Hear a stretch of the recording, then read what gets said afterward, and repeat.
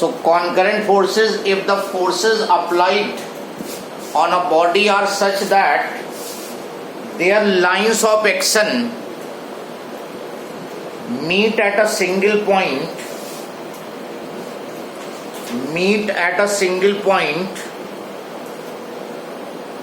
then forces are known as concurrent forces. On the body, number of forces are acting, and if line of action of these forces meet at a single point, then forces are known as concurrent forces. Now see here, the weight of the body is acting vertically down. This is the normal reaction of the surface. This is the force applied on the body F1. This is another force applied on the body F2. अब अगर इनकी line of action, this is the line of action of all these forces pass through single point, then these forces are known as concurrent forces. अगर इनकी line of action same point से pass हो तो इनको concurrent forces बोलेंगे. Now जैसे suppose कर लो, one force is F1, other force F2. इनकी सबकी लाइन ऑफ एक्शन एक ही पॉइंट से पास हो रही है,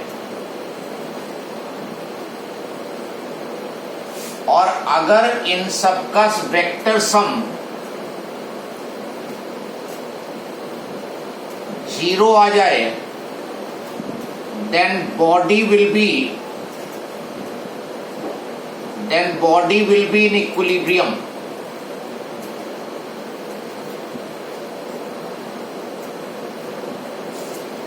So if number of forces are acting on the body and body is in equilibrium, तो इक्विलिब्रियम की कंडीशन होगी sum of all the forces, vector sum of all the forces will be 0. जितने भी force body पे लग रहे हैं, अगर उनका वेक्टर सम 0 आ जाता है, that means these forces, under the effect of these forces the body will be in equilibrium.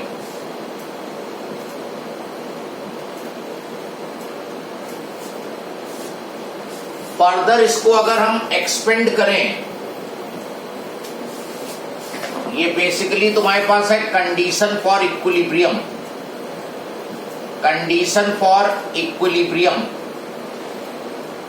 Number of forces are acting on the body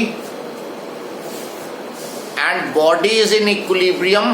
That means vector sum of all these 3 forces or all 4 forces, whatever number of forces are acting, उनका vector sum 0 होना चाहिए.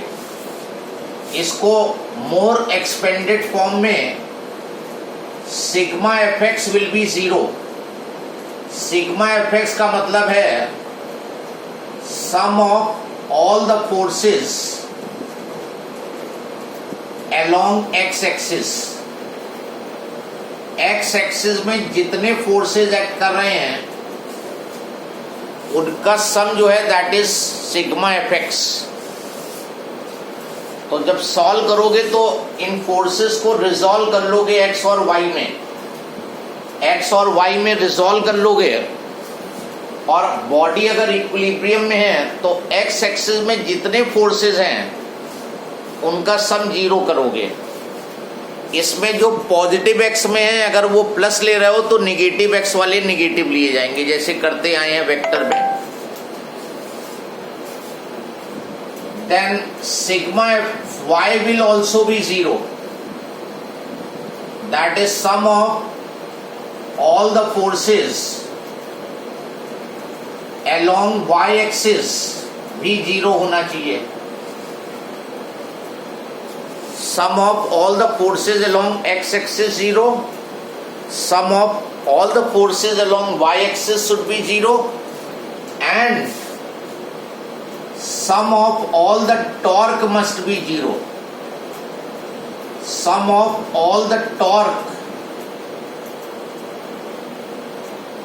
acting on the body, जो clockwise rotation, जैसे इस body पे force लगाओ तो ये इसको ऐसे घुमाएगा क्लॉकवाइज, अगर बॉडी पे फोर्स लगाओ तो ये फोर्स एक इसको ऐसे घुमाएगा, इधर लगाओगे फोर्स तो ये ऐसे घुमाएगा, इधर लगाओगे इधर घुमाएगा। तो sum of clockwise movement of force and anti clockwise movement of force 0 होना चाहिए।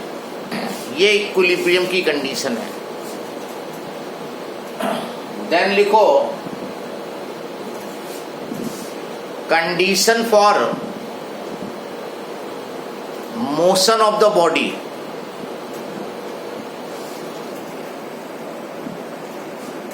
इसमें right down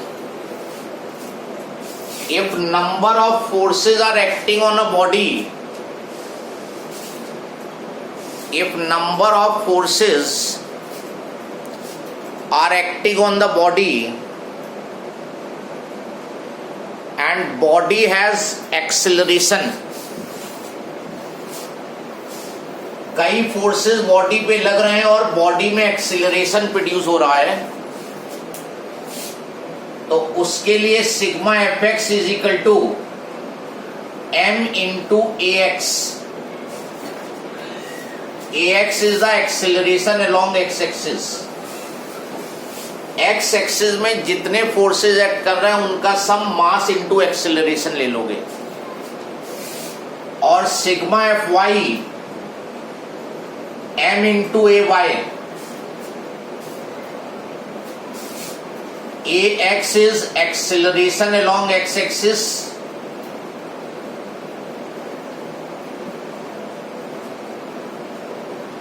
and ay will be acceleration along y axis। और फिर जब नेट एक्सेलरेशन फाइंड करना होगा तो चूंकि एक्सेलरेशन अलोंग एक्स एक्सिस और एक्सेलरेशन अलोंग वाई एक्सिस आपस में परपेंडिकुलर होंगे और दो वेक्टर परपेंडिकुलर हैं, तो ये फॉर्मूला हम लगाते हैं। वैसे तुम्हें इसकी जरूरत पड़ेगी नहीं, क्योंकि you will be having acceleration only one particular direction. या तो तुम्हें एक्सेलरेशन क्वेश्चन में एक्स एक्सिस में होगा या फिर वाई एक्सिस में होगा, दोनों एक्सिस में वो जनरली तुम्हें नहीं देगा, लेकिन मैंने बता दी है कंडीशन। और अगर इस एक्सेलरेशन का डायरेक्शन निकालना पड़े, direction of net acceleration, net acceleration का अगर डायरेक्शन चाहिए तो वैसे ही इनका पैरेललोग्राम बना लो। ये हुआ नेट एक्सेलरेशन डायगोनल, तो ये अल्फा एंगल दे दो, tan alpha is perpendicular a y और बेस हो गया ए एक्स। यहां से अल्फा निकाल लोगे at an angle alpha with x axis, x axis से अल्फा एंगल पे। तो अगर इक्विलिब्रियम की सिचुएशन है तो sigma F x is 0 and sigma F y 0 and sum of all the torque is 0। और अगर एक्सेलरेशन है बॉडी में तो sigma F x is m into a x, sigma F y is m into a y. ये तो तब का case होगा, दोनों अप्लाई करोगे जब एक्सेलरेशन एक्स और वाई दोनों में हो, तो नेट एक्सेलरेशन ऐसे होगा। फिर यहां पर एक लाइन लिख लो, generally motion of the body will be constrained in one direction. एक डायरेक्शन में बॉडी का मोशन कंस्ट्रेंड होगा. Generally the motion of the body will be constrained in one direction. Bracket में लिख लो नॉट परमिटेड. एक direction में body का मोशन परमिटेड नहीं होगा. Then we will have acceleration only in one direction. उस केस में एक्सेलरेशन केवल एक ही डायरेक्शन में होगा. जैसे मान लो ये टेबल टॉप पे ये बॉडी रखी हुई है और तुमने ये फोर्स इस पे लगाया, तो ये जो टेबल है ये वाई एक्सिस में इसके मोशन को रोक रही है. It will not allow this body to move along y axis. तो जो मोशन बॉडी का होगा वो केवल एक्स एक्सिस में हो रहा है. अगर इसको ऐसे स्ट्रिंग से खींचोगे तो ये अलोंग द सरफेस मूव करेगी.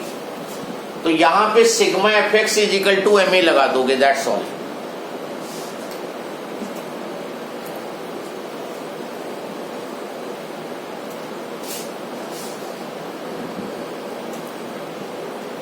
अब नेक्स्ट लाइन में लिखो generally the forces acting on the body are. अब हम यहां पे देखेंगे कि कौन कौन से फोर्स बॉडी पे एक्ट करते हैं. Generally the forces acting on the body are, first is weight W is equal to mg.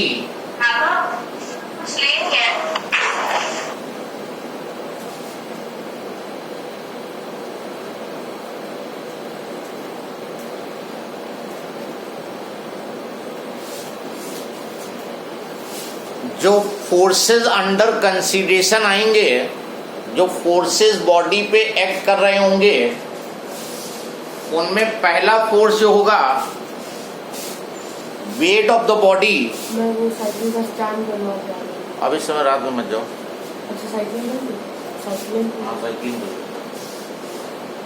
First one is weight mg acting vertically downward. Weight जो बॉडी का होगा वो हमेशा वर्टिकली डाउन एक्ट करेगा and value of weight will be mg. Second जो force यहां पे possibility है, normal reaction of the surface.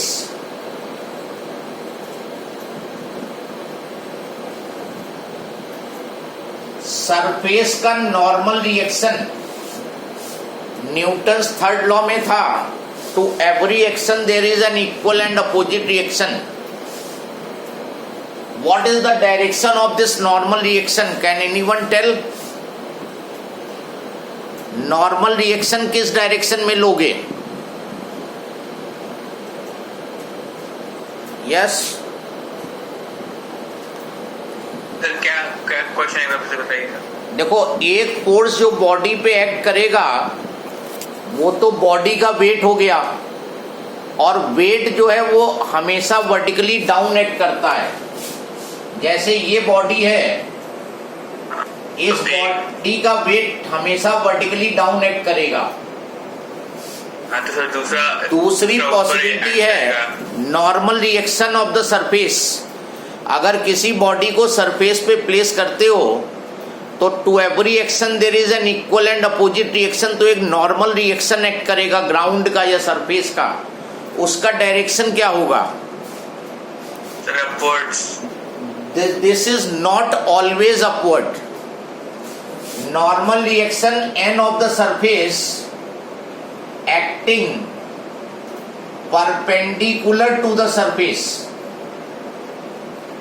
ये सारी सिचुएशंस में अपवर्ड नहीं होगा, कभी अपवर्ड होगा और कभी अपवर्ड नहीं होगा नॉर्मल रिएक्शन। जैसे देखो यहां पर ये बॉडी तुमने प्लेस की तो इसका वेट तो नीचे लगा और ग्राउंड का नॉर्मल रिएक्शन ग्राउंड के परपेंडिकुलर ऐसे लगा, तो इस बार अपवर्ड है ये normal reaction. Now body incline plane पे प्लेस्ड है, यहां पे बॉडी को प्लेस किया तुमने तो इसका वेट तो ऐसे ही लगेगा वर्टिकली डाउन, बिल्कुल डायरेक्ट नीचे की ओर, लेकिन नॉर्मल रिएक्शन ऐसे नहीं लगेगा, ऐसे नहीं लगेगा। नॉर्मल रिएक्शन इस सरफेस के परपेंडिकुलर लगेगा, तो ये ऐसे लगेगा नॉर्मल रिएक्शन। ये सरफेस से 90 डिग्री पे नॉर्मल रिएक्शन एक्ट करेगा बॉडी का। बॉडी का जो नॉर्मल रिएक्शन है वो सरफेस से 90 डिग्री पे एक्ट करेगा। सरफेस जैसे ऐसे है तो नॉर्मल रिएक्शन इसके परपेंडिकुलर इधर होगा, ऊपर नहीं होगा ये। तो नॉर्मल रिएक्शन का जो डायरेक्शन होता है वो परपेंडिकुलर टू सरफेस होता है। You will not be always taking upward. और अगर बॉडी एयर में है तो कोई नॉर्मल रिएक्शन नहीं लगेगा। अभी जैसे ये पेन हमने हैंड पे रखा है, ये पाम पे रखा है, तो अभी इसका वेट डाउनवर्ड लग रहा है और नॉर्मल रिएक्शन ऐसे लग रहा है, लेकिन till the time it is in air no normal reaction. Normal reaction surface से मिलता है।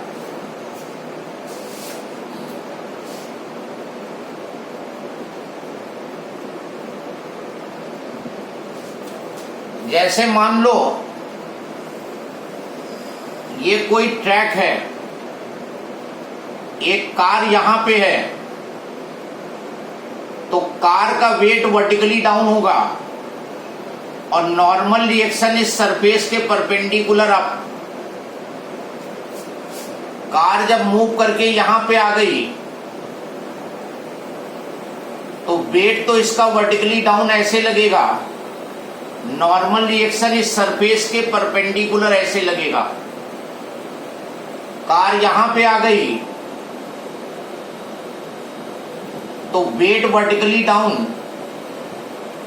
और सरफेस ये है तो इसी के परपेंडिकुलर नॉर्मल रिएक्शन भी लगेगा। ये लूपिंग द लूप तुमने सुना होगा, लूपिंग द लूप या डेथ वेल, मौत का कुआं सुना होगा, सर्कस वगैरह में होता है, जिसमें बाइक राइडर जो है वर्टिकल सर्किल में मूव करता है। तो डिफरेंट पोजीशंस पे जो नॉर्मल रिएक्शन है वो यहाँ पे देखो परपेंडिकुलर टू सरफेस, यहाँ सरफेस ऐसे है, सरफेस इज लाइक दिस, तो इसके परपेंडिकुलर ऐसे, यहाँ सरफेस लाइक दिस, इसके परपेंडिकुलर ऐसे, तो हमेशा सरफेस के परपेंडिकुलर लगेगा। एनी प्रॉब्लम किसी को? हम लोग ऐसे वर्टिकली कैसे चलते हैं, मतलब ग्राउंड से एकदम जो सरफेस होगा उसके परपेंडिकुलर नॉर्मल रिएक्शन मिलेगा सरफेस का। जैसे ये है, अगर बॉडी यहाँ पे प्लेस है तो नॉर्मल रिएक्शन ऊपर मिलेगा, और बॉडी इधर की तरफ है, अंदर की ओर मूव कर रही है, तो नॉर्मल रिएक्शन नीचे को ही मिलेगा, सरफेस के परपेंडिकुलर। देन थर्ड लिखो, if the string is used, मान लो प्रॉब्लम में कोई स्ट्रिंग यूज हो रही है, if string is used then unless stated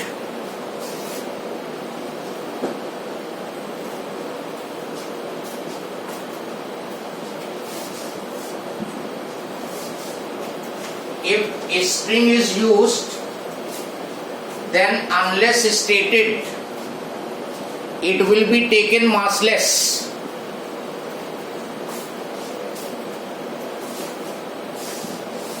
And then the force of tension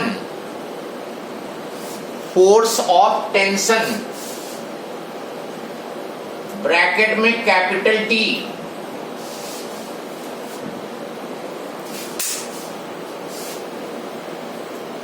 will be same everywhere in a particular string. Will be same everywhere in a particular string.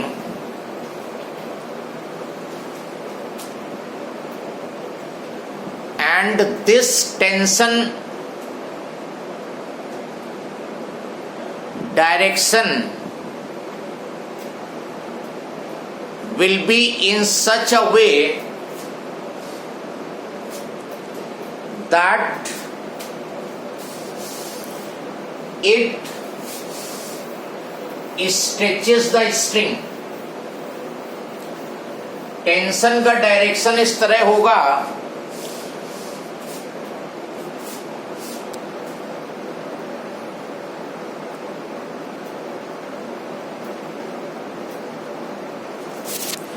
Tension का direction इस तरह होगा कि वो string को stretch करे।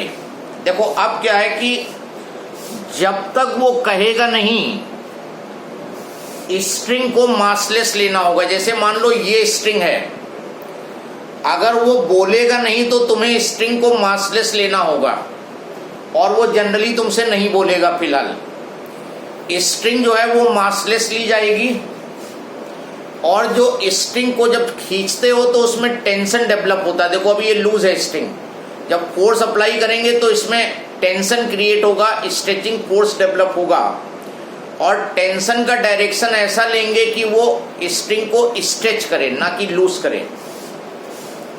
ध्यान देना, इसका डायरेक्शन सिचुएशन के हिसाब से बदल जाता है। जैसे मान लो ये मास जो है इस स्ट्रिंग से टाइट है, ये स्ट्रिंग से टाइट है। अब पहली चीज तो ये है कि स्ट्रिंग अगर मासलेस है तो यहां पर टेंशन, यहां पर टेंशन, यहां पर टेंशन, यहां पर टेंशन, हर जगह टेंशन सेम रहेगा और टेंशन इस तरह होगा कि वो स्ट्रिंग को स्ट्रेच करे, स्ट्रिंग लूज ना हो पाए। तो यहां पे टेंशन का डायरेक्शन अपवर्ड लोगे, इसका वेट नीचे लगेगा और टेंशन ऊपर को लगेगा। ऊपर को ही तुम खींच सकते हो। देखो दिखा रहा हूं मैं, ये मास सस्पेंडेड है स्ट्रिंग से, तुम इसको ऊपर को खींच सकते हो, नीचे देखो ये लूज हो जाएगी। तो इस मास के लिए टेंशन ऊपर को क्रिएट होगा, ऊपर ये खींच सकती है